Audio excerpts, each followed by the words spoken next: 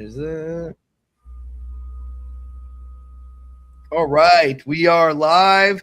Welcome to the closing table by Lead House 365. I'm just pushing it live on Instagram as well. It always takes a second. There it goes. Another week in the wild world of real estate investing. As always, I'm Drew, and this is Craig. Today we have a very special guest, longtime friend. I always want to say that, but yeah, childhood friend. This is Tom Munz. You know, graphic designer, I'd say is a thing you do. I didn't say that's like what you are, because I think you're more a brand developer and visual artist, but I think graphic design is probably the thing you probably get lumped into most, but easily like one of the most talented in that field that I know. Does a ton of stuff for us and a lot of different businesses that Craig and I work on. So welcome to the show, Tom. Yeah, thank you, man. Happy to be here, and long-time listener, first-time caller. So yeah, excited to chat with you guys. Hell yeah, man. So, we always like to start with is like tell us a little bit about your journey. Like while this is relating to this show is relating to real estate and real estate investing, we like to bring on marketers of all different shapes and sizes and skill sets, because like it's important. All these things are important. You can't just do one thing. And if you're just a real estate investor, like at some point you're going to need, if you want to hit that next level, which all of them, the ones you look up to, if you're watching this, they all have built a personal brand, and that includes like logos, video series, so much visual components go into that, and go into marketing is the visual component of building a visual identity and a brand identity. And so it's super important. So we have one of the best on today. So, we're going to be more painting with broad strokes today about marketing, and this can relate to any business, but this absolutely relates to anyone doing real estate investing. So that's just how I want to set it up. But yes, Tom, now that that's the way, tell us a little about your story and how you got into what you do. Yeah. So I think, first off, thanks for the great intro. I appreciate the kind words.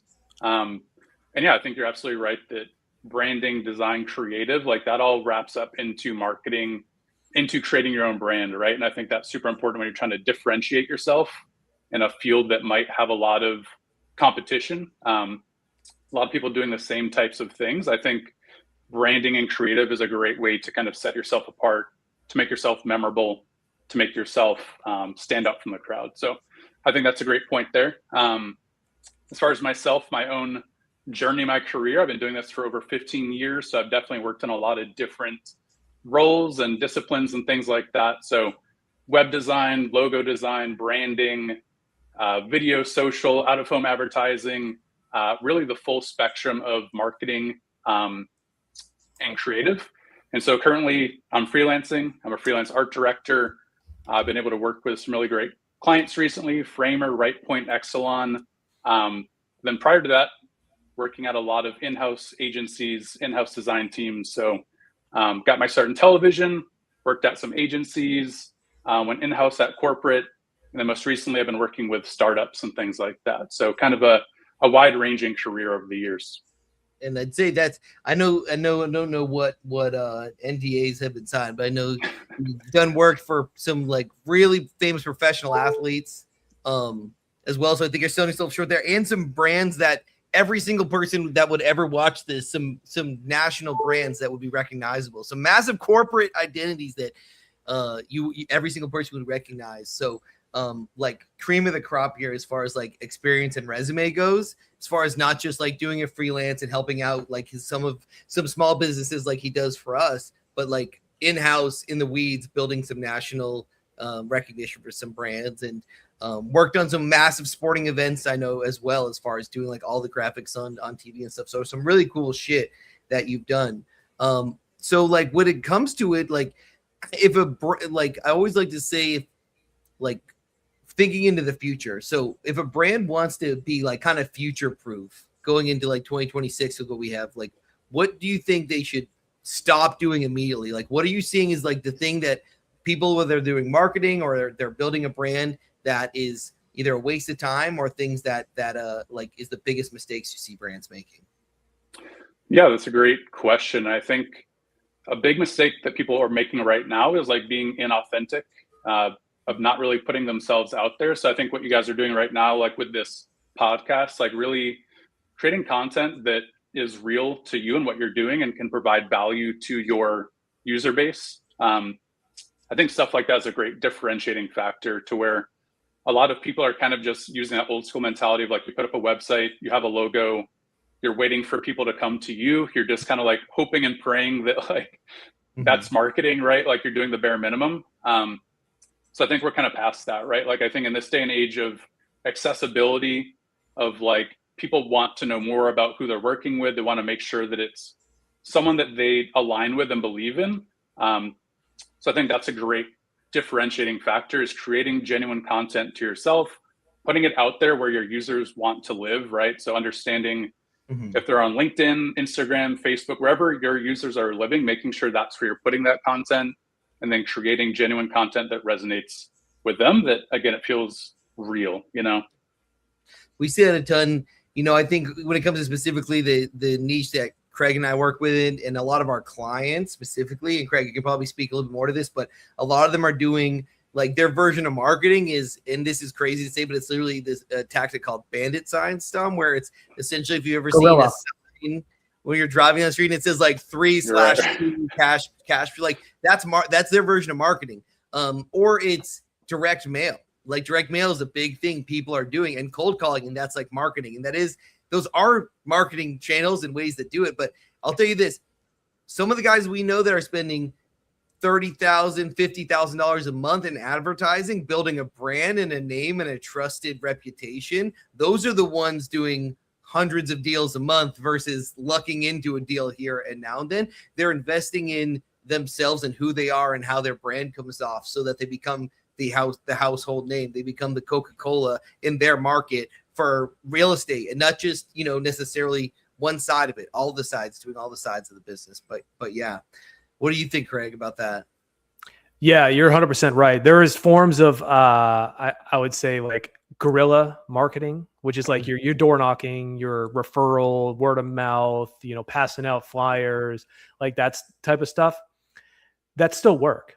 People kill it, just from running their mouth or just, just going down the referral chain. But there's also other forms of where those same type of leads or prospects would come to you that obviously what we specialize in. So I guess it's more or less about like, hey, as the client, what do you have more of? You have more money in your pocket, or you have more time on your hands, and then you make that justifiable decision, because guerrilla stuff is going to take you longer to get deals, but it's cheaper, versus having, leads or prospects come to you directly. It's kind of, that's how I look at it. But what are your thoughts, Tom, on this? You've been in the game for a minute now, A1 marketer. We want to hear your opinions on where we're headed.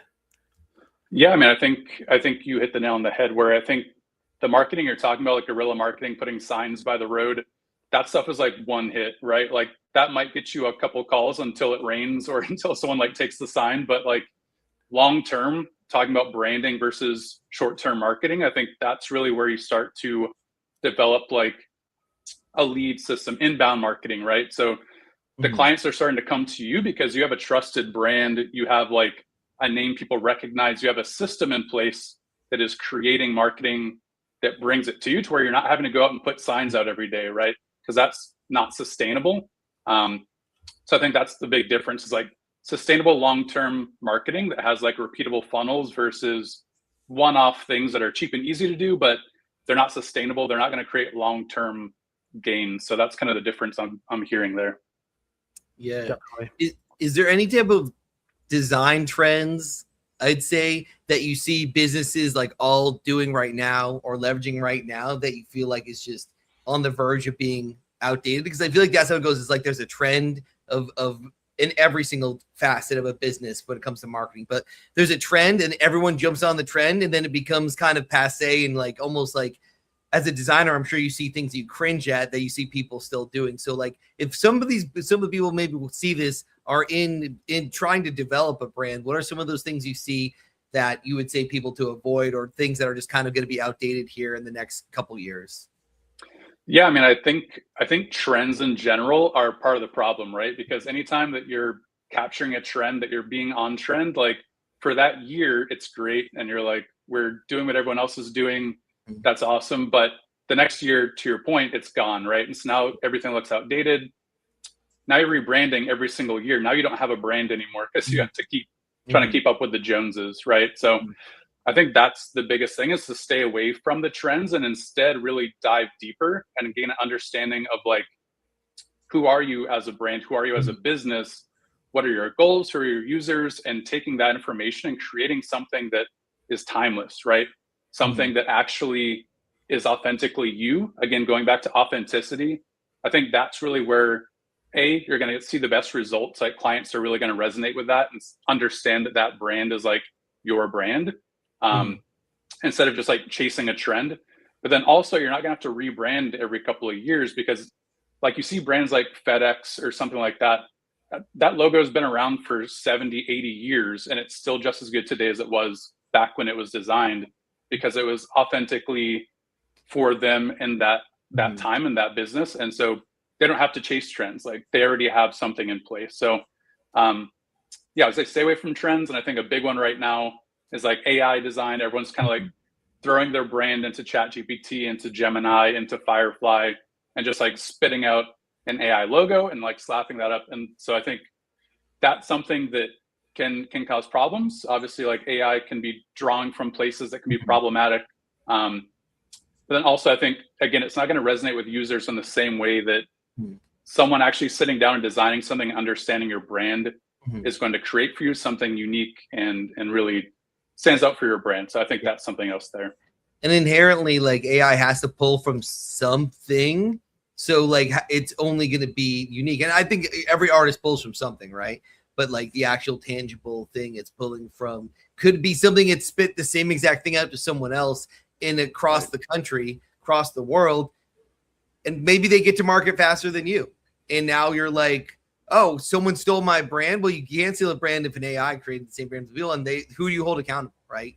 Versus if a designer did that, you'd have someone to at least take to court or something, right? If you paid for an exclusive design. So I think that's really, really something. And then we'll talk about AI, I'm sure, a bunch. It's a big thing. I'm sure a lot of people want to hear about it, and people are getting into it. But going back to what you said about the timelessness, it's like I think about like a brand like Coca-Cola that's like the logo's been the logo since like the 50s probably, and they run the same exact commercials every Christmas. Like they don't even change the commercials, even though the commercials are dated. The like, CGI polar bear or the Santa commercial. It's like they don't even have to do that because that's what people want, and they know that their brand is about the almost like the legacy and the nostalgia and the heartwarming feeling you get about the product is what they're built upon, and that's their version of authenticity that has people around the world like just consuming the product, even though inherently it's not good for you. It's enjoyable, but it's like doesn't have any true benefits other than short-term enjoyment. And anyone logically with a brand would be like, oh, I shouldn't consume that. But it's like that. Or McDonald's is another brand. The brand is so strong they can serve what is objectively not a good product compared to another restaurant. The food is not as high quality or nutritional or necessarily even taste as good as a burger from a Ruth's Chris, but the brand draws people in, and kids want it and people want it. For some reason it draws you into it. So that's like really the powerful of the brand. You can market a poor product beautifully and have success, but it's really, even if you have a genius product, hard to have success if it's bad branded and bad marketed. It's true. And yeah, to your point, like vice versa. And first off, you've been taking shots at like my client list, so I can't buy into anything you're saying. But yeah, it's like the opposite. Like if you have like a subpar product but really great marketing and really great branding, I'm sure you guys have experienced this where you see something incredible on Instagram and you go out and you buy it and you get it and you're like, oh, this is actually not a great product. So that's like the dark side of branding and marketing, but it goes to show you how effective it can be when done well, to where you're buying things you don't even know what it's going to be or how good it's going to be just based on the branding and marketing. So when you combine a great product with great branding, to your point, like a Coca-Cola or something like that, that's when you get that like long lasting magic that like people love it. It becomes a household name. that's when you start to see that sort of result. Like Apple, I think, is the perfect marriage of like great product with even better branding and marketing, but it is still a great product to how they've very quickly in like 30 years went from a computer company to like the most used one and desirable. And they built the brand about that club you're in by having Apple products, but the product inherently is great. We stay in it because if you're an Apple person, because you actually love the products just as much as you love the brand. And if the products got worse enough, people would switch, right? But they do a great job at ensuring that their products are innovative and top of the line. So I think it's that. And there's so many places you can go to these restaurants that the food is amazing. You have an amazing experience, and they're gone in a few months because they don't understand the branding and marketing side. And a restaurant like McDonald's, where like I'm sure all of us have had a horrible McDonald's experience at some point in their life, and it never stops you from eventually going back, right? And they'll get you. Crazy, they'll get you for sure. Hey, Tom, I got a question for you, man. One of the greatest quotes I ever heard from a business guy was, "You can have marketing without sales, but you can't have sales without marketing." Is that true? You can have marketing without sales, but you can have sales without marketing. I think that is largely true, sure, because like marketing is really, again, talking about inbound marketing, creating a sustainable system to having a business. I think if you're getting sales without marketing, like I don't know how you're doing it. Like that would be pretty shocking. Like you have to convince people to buy things, right? Inherently, that's kind of how things work. Is you have a product or service that you believe in, and now you need to convince people that it's worth X amount of money, right? And so I think that's where marketing comes into play, and branding as well. And as a longer term play, it's all about showcasing your value, of showcasing that you're part of something that other people want to join, right? Some sort of community, some sort of identity. To your point, Drew, about like Apple, it's bigger than just a brand. Like that's a community of people. Nostalgia. You have the blue text bubbles, right? Like I am Apple, you have green ones, you're Android. Like we're different people. Like, so I think, yeah, absolutely. I think you need marketing to have sales for sure. And Apple's a great example. If your marketing and branding is good enough, you can build a cult, like literally cult-like following, where people will judge each other based off what brand phone they have. Could you imagine like walking into someone's house and seeing they have like a Vizio TV? I mean, like, oh, we cannot be. I got the ick, right? Like, no, or what brand microwave they have, right? But for some reason, with this, it literally can cause that. So it's crazy. And shout out to Vizio, man. We're taking shots at Vizio. Sponsor of the show. Vizio's great, the no shade Vizio, and my TV is even worse than that. But like, I've never been shamed for what TV I owned or what microwave I have or whatever. But it's wild. It just goes to show like how powerful marketing is that like in the whatever 30s, 40s, 50s, whatever decades it was, like marketing convinced everyone to like smoke cigarettes, and that it was like cool and to do it when like everyone smoked a cigarette for the first time. No one enjoyed it. You don't do it because you enjoy it. You do it eventually because you get addicted to it. But that first time any one of us as teenagers tried a cigarette, we didn't do that because we knew it was an awesome, great product. It was because the way we've been marketed to our whole life with the cool cowboy smoking the cigarettes or whatever it is. And we saw our parents do it. And it's like, it goes to show us like you can market a product that can literally kill you. And I think there's probably a ton of people right now that believe they can outsmart marketing. But I guarantee you, if we go another 30 years from now, there's going to be things that we're like, I can't believe we did that. Like we consumed that, or we did that thing that was so bad for us. Whether that's, I can't believe we put this radioactive device to our head for years and we thought that was a good idea. We don't know what that will be. But not that long ago, you could smoke cigarettes on airplanes, and you could smoke on mute too. The doctors would be smoking cigarettes while you're a pregnant woman smoking a cigarette in a doctor's office, and that was not weird. But you don't know these things until later. But it just goes to show, like, I'm sure there's things we're doing right now that we're being marketed to that we think, oh, I'm smarter than these marketers, but no one is really. So yeah, it's a wild exercise to start thinking about that. And what Craig and I do is we are that marketing team, but we have graphic designers on our team. We're not the ones doing it. We're building the strategies and the campaigns because we had to build this out ourselves. But most people are not capable of this, because it could be a couple things. It could be a technical gap from like the technical aspect of being able to build a brand and a marketing strategy. It could be a technical thing where it's like some of these platforms and softwares you can use for could be just outside the scope of what you're good at. And it can also be just like a natural creativity thing where some people are genius with numbers and sales and doing those things, and some people are geniuses with being creative and marketing messaging and communication and the visual stuff. And very rarely can you find someone who can do all of that, right? So a lot of our guys that we work with are that side. They're the analytical number side. They're maybe good at sales, but you get them on a computer and some of them don't even know how to use like Google Sheets, right? And it's just the way it is.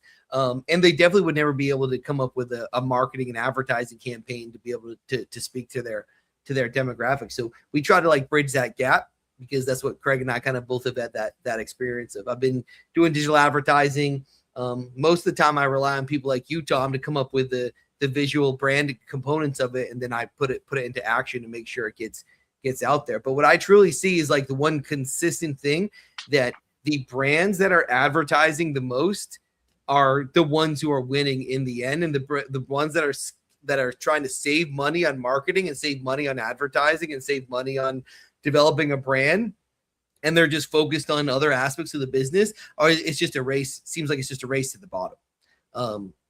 Great example we have here that we all see, because we're all in Central Florida right now on this call, just not in the same room, but we're all in Central Florida. There's a lawyer here named John Morgan, and for the last 20 years, we have not been able to outrun him, because he is on every bus, everything, every commercial. He sponsors every single thing that happens in Central Florida. And now I go all over the country and I see he's everywhere.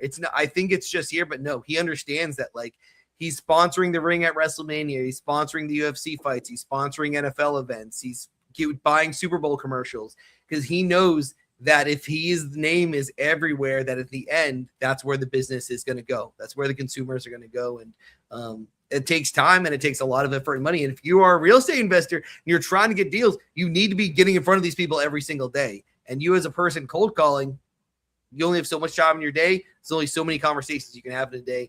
But an effective advertising strategy, you could be really building that brand, that brand from scratch. And we allow people to actually leverage our brand for their advertising because of that exact reason. They may not be able to create it themselves or have the technical or creative throughput. So our clients actually leverage the brand we've already built to just solve the problem of generating business for them, which is where we kind of stand out. So do you see any other ways of businesses doing that, like building a brand and then leveraging that as like a solution for people? Yeah, I mean, I think that's kind of where the industry that I'm in, and I'm seeing a lot of other industries doing it as well, as like outsourcing a lot of things, right? Like I feel like the day of the in-house team is like dwindling a little bit. Like I don't think it's going anywhere, but like I think in-house teams are getting smaller. So especially when it comes to marketing and creative and things like that, like I'm working as a freelancer, so I'm being brought in as like a hired gun to all these different companies that need creative, that need marketing, that don't have their own teams, right? Because to your point, everyone has their own skill sets. Like you can't be expected to do everything, because that's when you're going to get into trouble. Is like, I'm one person, I'm going to do absolutely everything for my business. You're not going to be good at X, Y, and Z because you're good at your niche, right? So it's great to be scrappy and small and all that type of stuff. But I think to really scale, that's when you need to bring in other people that are experts at what they do. And so I think that's something that I'm being brought in a lot right now to other companies, is that they just don't have that as part of their team. They've kind of reduced their in-house headcount.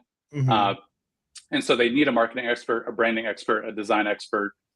So yeah, I definitely think that's kind of where things are going right now with like uncertain economic times and things like that. Like AI is obviously kind of shaking something. So I think that's kind of what I'm seeing through all of these businesses. Yeah, I think that it leads into the like franchise model too. Like, why create a sandwich shop, right? And you can create a whole brand around it, or the people who they buy a Subway franchise, right? And then it's like you're leaning onto this brand to build your business instead of trying to build that from scratch. And there's also pitfalls and things that go into that, but it's kind of like that model that's growing and growing. And so this question I love right here. When a customer sees a new brand for the first time, what do you think is the things they judge most in the first 5 seconds? Wow, that's a great question. So when you say a brand, like in what sense? Because I think this is probably a good thing to call out too. If Yeah. your user base maybe isn't all like in the design world, like I think when people hear brand, they think a logo a lot of the times, right? But I'll say a logo then, like a logo or a website. I think if your logo's bad, chances are your website isn't good. And if your website is good, then chances are your logo is probably good too, because they really go hand in hand. It's like it's the whole strategy. So like, let's say it's like a brand strategy. It's like one of those elements. yeah, so I think obviously visually you're going to be struck in some way, right? Like logos generally are trying to portray something to a user. So hopefully the business has identified their user base. They understand like what they want to see. So like creating user personas for your audience, what their goals are, what sort of like economic budget are they living in. So hopefully you've applied that to your brand, right? So if your logo is premium, if your logo is like something more sporty, if your logo is something very like DIY, like all of those things, just the general look and feel of it is going to portray so many things to people, right? Like when you see a used car ad, like they look kind of crappy on purpose, right? Like there's stuff everywhere. You're getting bombarded with like the coupon, like the little cutout stickers and stuff like that. That's not because they can't hire good graphic designers, right? Like car lots make a lot of money for the most part. It's because they want to communicate a brand and a certain economic level to people. And so when they see that style of design, they're like, okay, these cars are cheap. Like this design doesn't tell me it's premium. It's not diamonds and gold and craziness. It's like impact font and like poorly cut out cars. And so I think that's the first thing is when you see a brand, you kind of judge where it lands in that scale of the vibe of it. And then you start making judgments on if you resonate with that, right? Like if you're shopping for something, does this brand align with where I want to be economically, with where I am like from a social standpoint? Like all sorts of things can be construed in a logo pretty quickly. And a lot of it is kind of subconscious, but again, a good logo, a good brand is going to really be driving home a lot of those concepts right off the bat to where people automatically know if they're in the right place or not.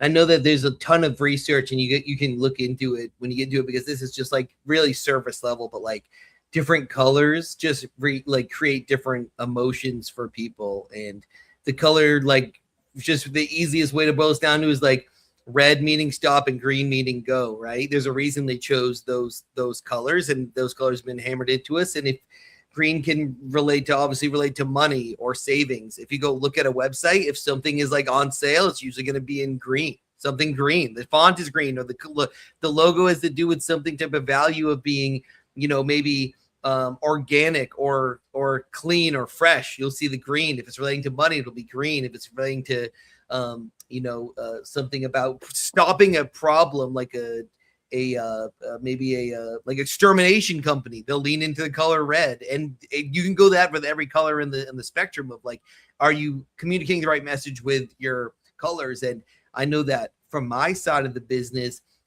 testing different, just on a website, if you have a button that says like buy now, like add to cart, the color of that button can get wildly different results of whether people do it. And these people don't even know subconsciously, but you're testing it over thousands and thousands and thousands of people. And you'll realize that like, for some reason, if you go look at Amazon, right, whatever's Amazon's doing, just understand that like they figured it out because they've tested it out with millions of people. And there's a reason those things are that colors. There's a reason things are set up the way they're set up. There's a reason why the fonts are the fonts they are. It's not by they just threw it up there and tested. Every single piece of that is really tested. So yeah, different colors, different fonts, everything that go into a brand can communicate completely different things. You can get completely different results. So not understanding who your demographic is, who your customer is, what economy scale they're at, what their problem they're trying to solve, that your brand could potentially be that solution. Missing that little piece can really just start you from you're starting from such a further point than you possibly could be if you actually dove into that or hired a professional to figure that out for you.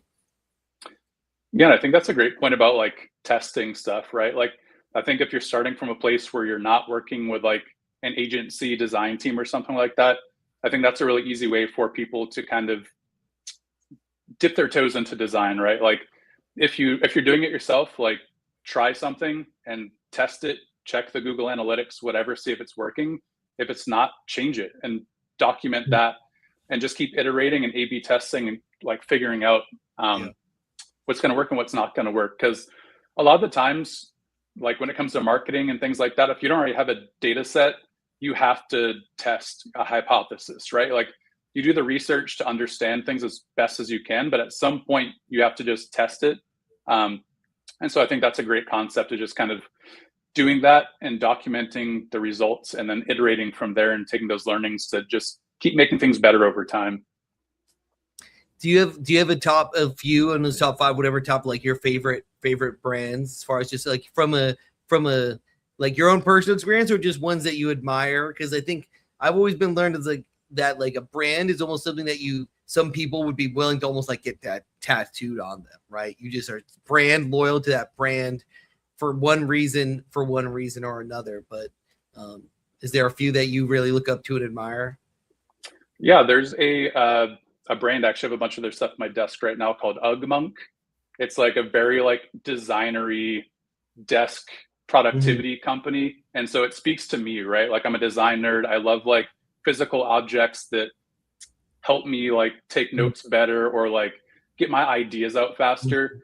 And so that company like speaks so specifically to me that it feels like I'm like a part of that brand by buying things, right? And so I think they've done such a masterful job of understanding their niche, of understanding their users, of understanding what's going to resonate with those users, that it's like every single video I see of like a designer desk video on Instagram or something, it's all UGG stuff. Like if you're not a designer, you might not know it, but like it's all the same type of stuff, just because they really cornered that market and really have designed something that shows they understand their users. So I think that's really important.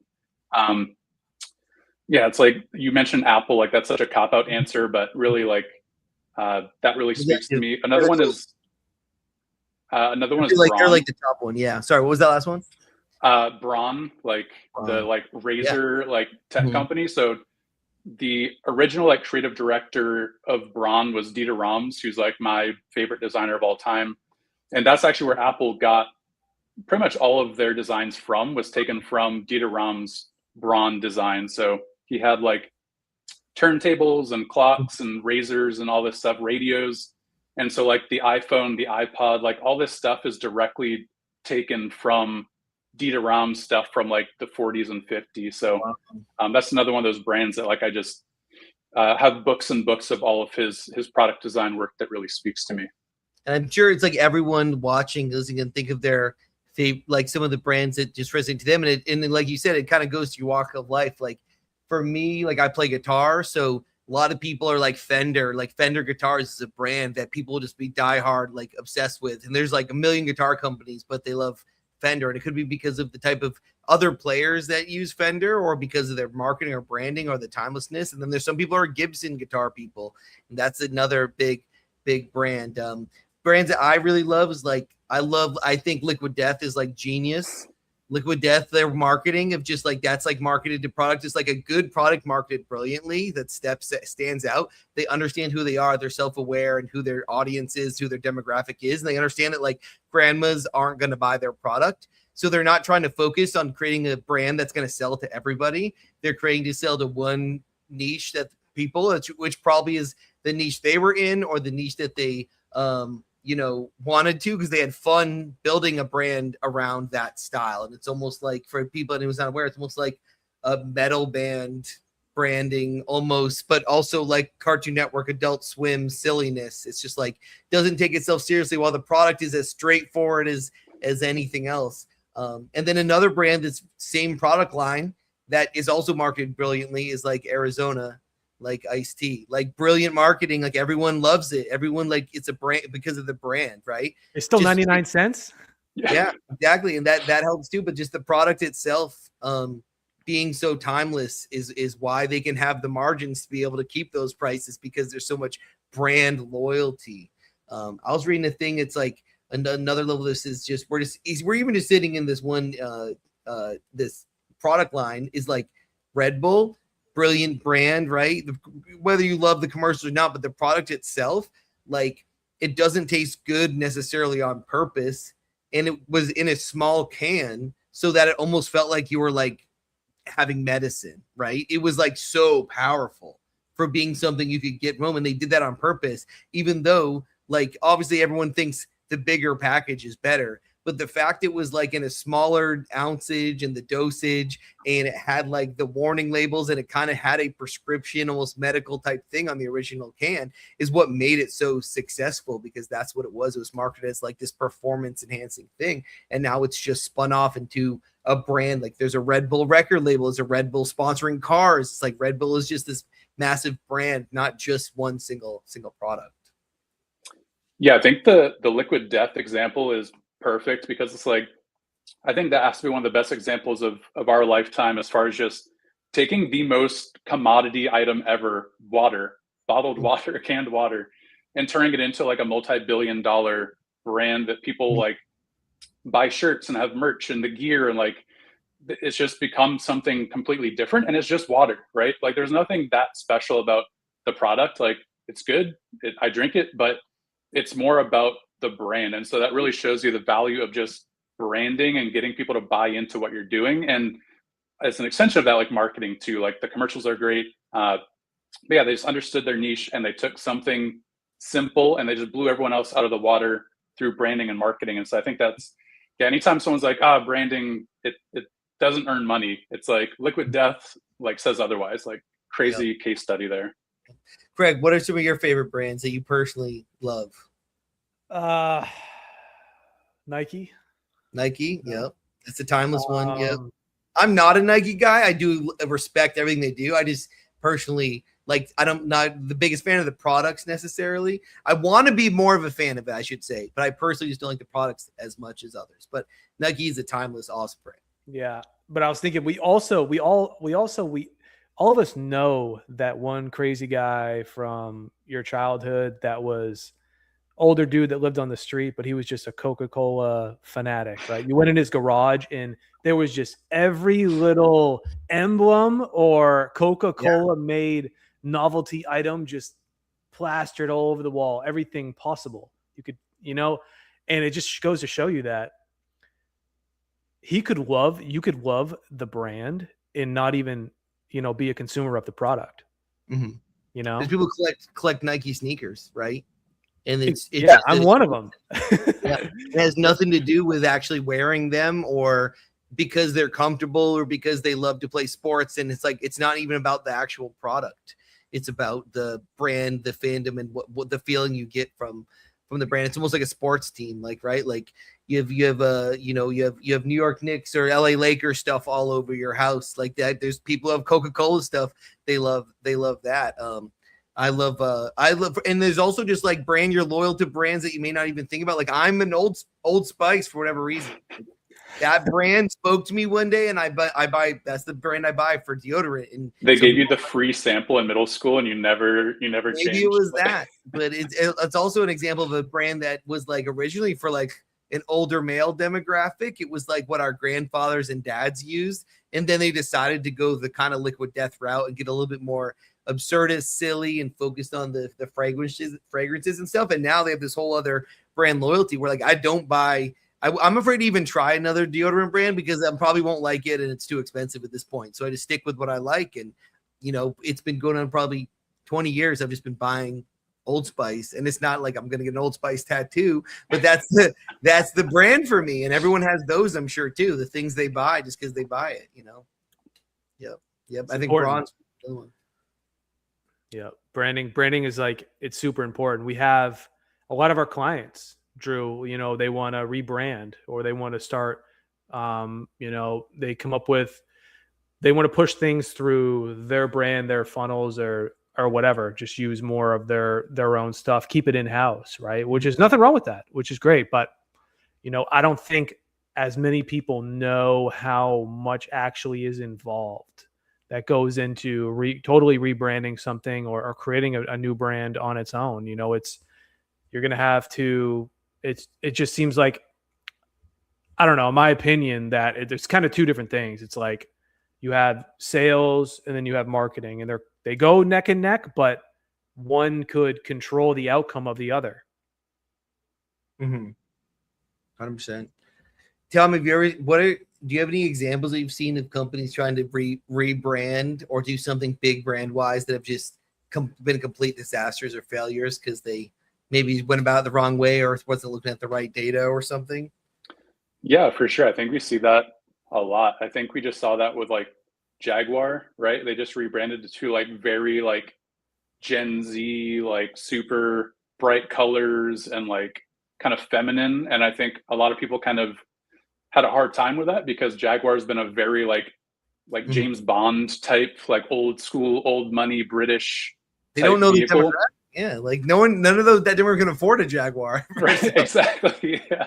Yeah. It's like maybe some of these influencers are getting up there, but yeah, I think most people kind of had a hard time with that, and so I think Jaguar kind of retracted a lot of like the boundaries that they were pushing with that because they got so much negative feedback from that. And so I think anytime you rebrand it is a bit of a risk, just because you don't know how people react. You can focus group it, you can do your research, but you don't actually know until you actually get it out there. But I think as long as you really are kind of understanding what people want, like again, the Jaguar thing, it just was so out of left field for them that it just felt crazy. And so they're trying to do something crazy. Like sometimes that works, but it seems like maybe they just kind of lost the plot as far as who they were, their ethos, so I think that's really important to understand your brand positioning in the market, like who you actually are, like what do you stand for, like why do people identify with you as a brand.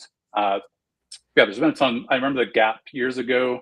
Do you remember that? Like they put like a little square in their logo and people just like went crazy and had to get rid of it. Cracker Barrel just did this where they rebranded, people revolted. So yeah, branding is one of those things, like no one's thought about the Cracker Barrel logo in 50 years. Like everyone just drives past the sign. Who cares? But when they rebrand it, all of a sudden everyone has an opinion. Like there's people with pitchforks and like it's craziness. So it's like the maple syrup lady. Strongly. Remember the maple syrup lady like 4 or 5 years ago? It was Aunt Jemima, right? Yeah, they took her out. And they now it's changed the completely name of the company and Yeah, there was another something too where people protest and they lose massive, like their stock goes down like 50% overnight, and it's whoa. I think also we see a lot of these. Sorry, Greg, I thought I missed out what you said. No. There's a lot of these companies that like I've noticed this with like some soda brands where it's like they'll like try to chase a trend. And they like rebrand all their labeling to be like what they determine to be hip and modern and cool. And they do that for a few years. And now if you notice, they're all going back to like their logos from the 70s and 80s, like that nostalgia. They're just going back to what they had before. And now people are like, hell yeah, they're excited about that. But it's like they could have just, if they just never changed, like Coca-Cola doesn't do that, right? They just, maybe the brand, the labeling changes a little bit here or there, but like it's still, the brand is still there. But now all these companies are just going back after trying these crazy extreme things, the thing that worked all to begin with that got them there. And then now people are excited about that. And it's just like a sphere. A new CEO will come in or whatever, and he'll want to do some crazy cool rebrand because he thinks that will make them hip and trendy. And then when it doesn't move the needle, they just end up going back the other direction, or the pendulum swings the other way. Yeah, you see it all the time where, you're right. Right now, the big trend is kind of like just going back to your old logo because you went so far down the path and now you've lost who you are, right? And so then there's like, oh, let's just use the one from the 70s where like we had like Paul Rand designed our logo and like we threw it in the trash can or something, like this legendary designer. And so then they just go back to it and it's like, oh yeah, it was always like a sick logo. We just wanted to try something new and chase these trends and put drop shadows and gradients and whatever else on it. And then you just end up going back to the true classics. So it goes back to just understanding your audience, understanding your brand, doing something authentic and not trying to just keep up with the Joneses every year because it's not going to work out. Yeah. Here's a question. Go for it. Sorry.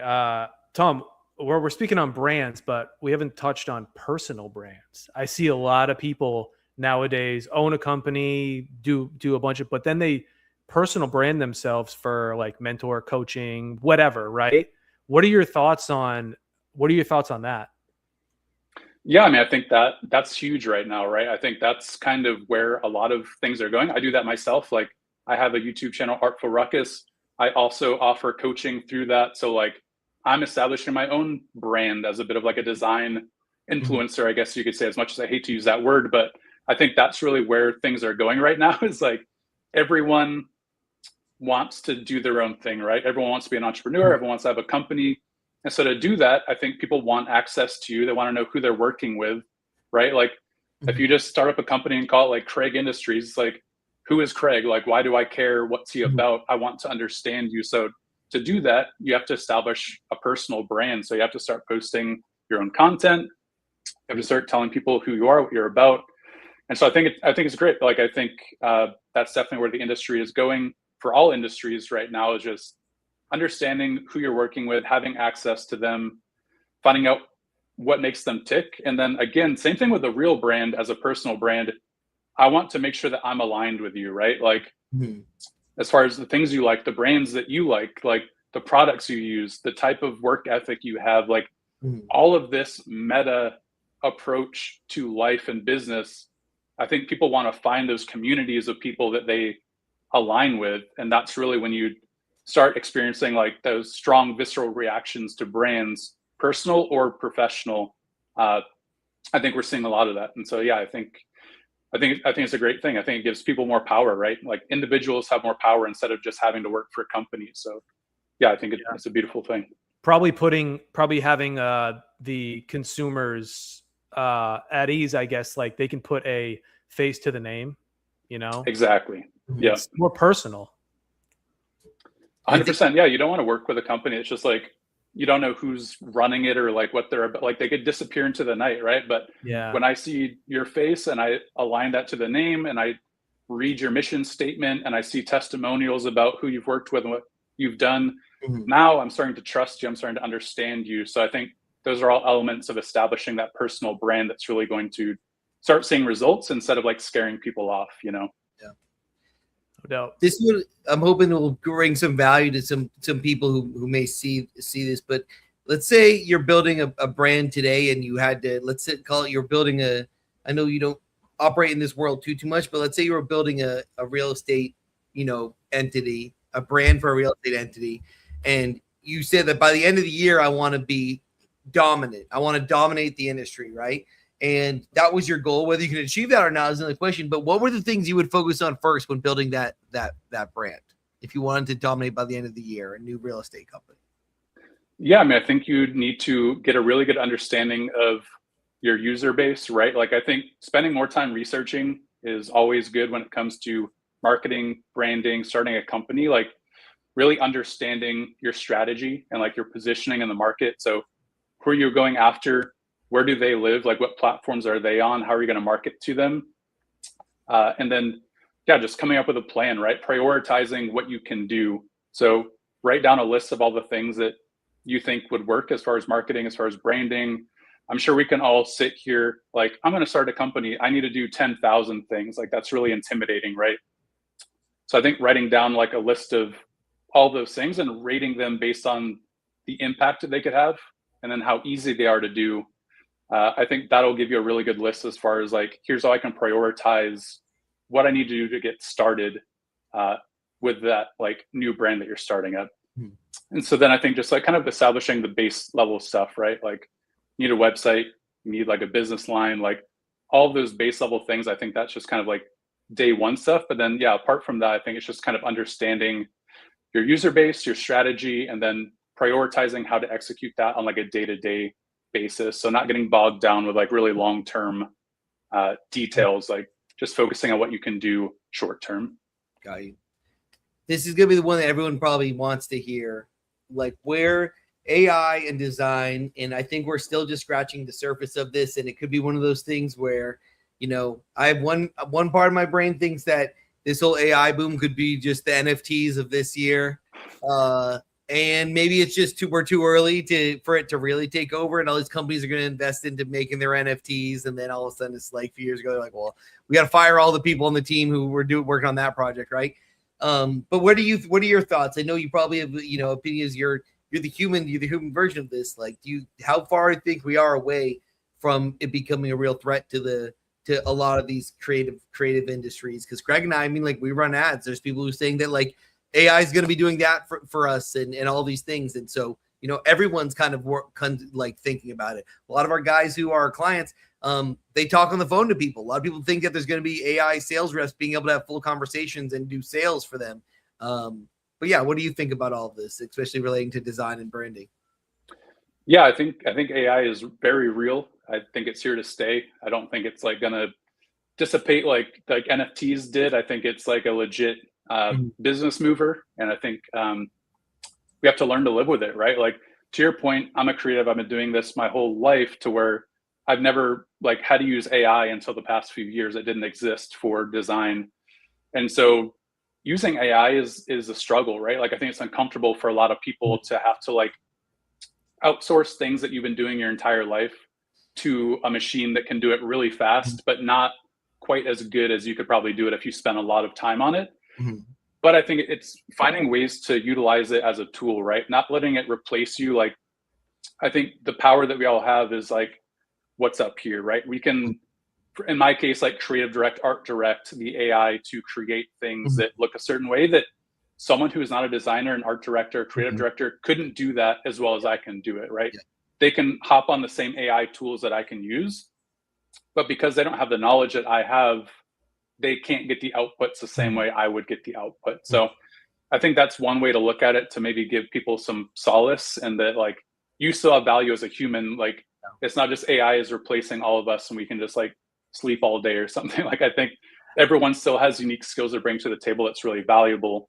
So I think it's about finding ways to utilize it that makes your life easier, to where you can offload some of the things that are repetitive that you don't enjoy doing, and using it kind of almost like an employee, right? Like a junior level employee that can just kind of knock things out for you, that can aggregate data, can synthesize things, that can write emails and things like that. But then with a junior employee, you still have to review the work, right? You still have to make edits, make sure everything is aligned to what you want to be getting across, right? So I think that's really important to keep in mind, to not just like put stuff into the AI ether and like accept whatever it spits out, and like now you're sending emails and creating logos without any sort of human interaction. I think that's where that magic is going to happen, is human thought and input with the like workhorse that is AI, to create something that was fast and efficient, but still aligns with like that human element and accomplishing the goals that only we know to be true. So that's my view. It's not going anywhere. We just have to kind of like learn to utilize it and live with it, and find ways to make our lives easier, I think. I still firmly believe that, like, to some extent, at least in the short term, and I don't know how long this will be true, but I feel like it's still only as strong as the operator.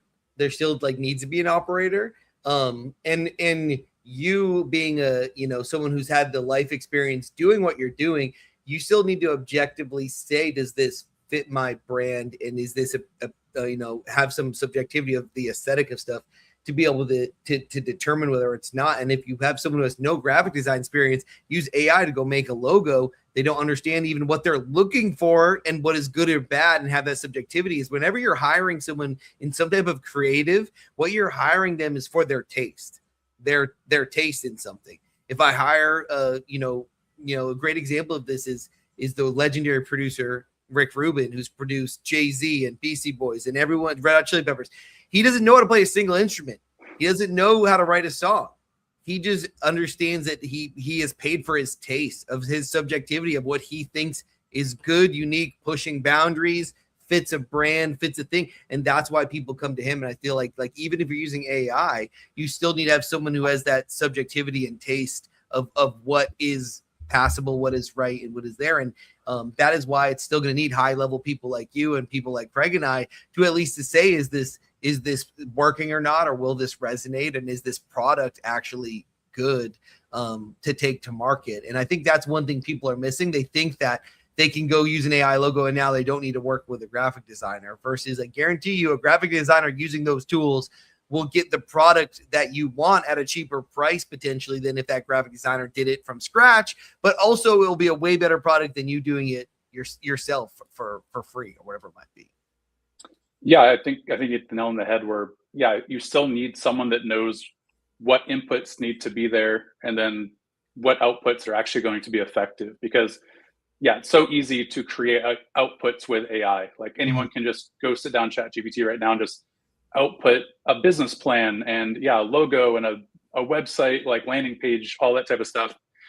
But it might like be terrible, like it might not resonate with your audience. It might not be appropriate for what you're trying to get across with your brand. It might be stolen from somewhere. Like it's pulling on sources that you don't know where it's coming from. And so, yeah, I think you hit the nail on the head where you still need people to make sure that it's doing what it should be doing and that the outputs are accurate and aligned with your goals, basically. Yeah. And I think at the end of the day, you still, like us as business owners and as a humans, we always want to have someone to hold accountable for something, right?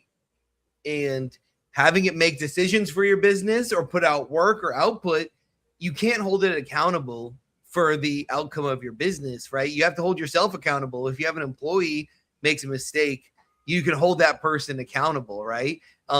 If it's making high levels in your business and you're relying on that and you can't hold it accountable, you only can hold yourself accountable for the end of the day of that product. So I think it's that as well. Like if you have a graphic designer who stole work from other people, you can hold them accountable for what they did. But if it was AI, then you're the only one you can hold accountable for and passing that book yourself. And that's going to be hard for people to it's going to be a hard lesson people are going to have to learn when their business is in serious trouble. They have no one to hold accountable for and nothing they can do to kind of remedy it because they're relying too much on it. And I think that's a weird thing. Or like we're at the wild, wild west with it still, right?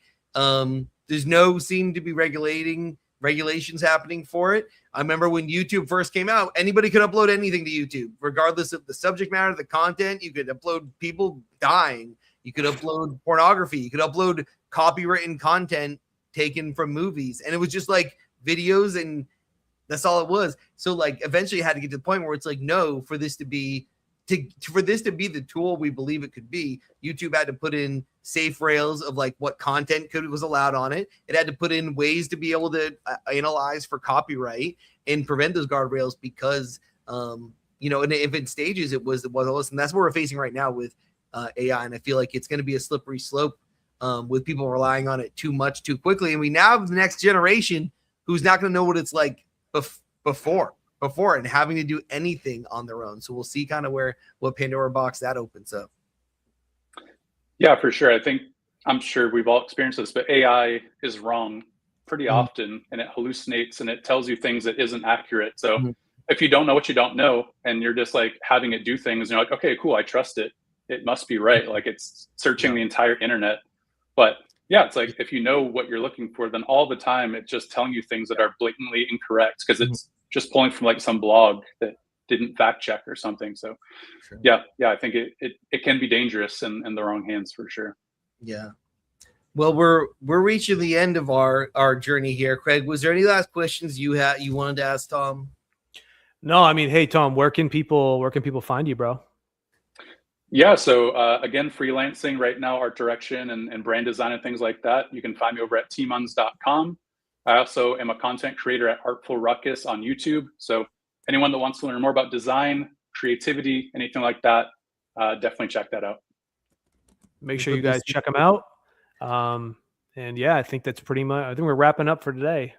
Yeah, if you need help with brand development and graphic design, like he said, he's doing freelance work. So please reach out to him and reach out to Tom. And he's now taken freelance work, which is awesome because I've asked him for years for help with stuff, and it's always been, I'm too busy. I'm too busy designing the next logo for X NFL player or whatever it might be. So now it's awesome that you're opening up those services to everyone. So some real, true professional A-list brand development, graphic design. If a lot of our guys that are going to see this are going to be all eventually trying to build that personal brand or the brand for their company to start marketing, because doing those traditional marketing things that we talk about, being in the call, the bandit signs, the cold calling or stuff like that will get you going. But if you're going to get that next level, you're going to have to start advertising on digital media platforms. You're going to need logos. You're going to need websites. You're going to need brand colors, brand identity. You're going to need commercials for TV, commercials for social media advertisements, and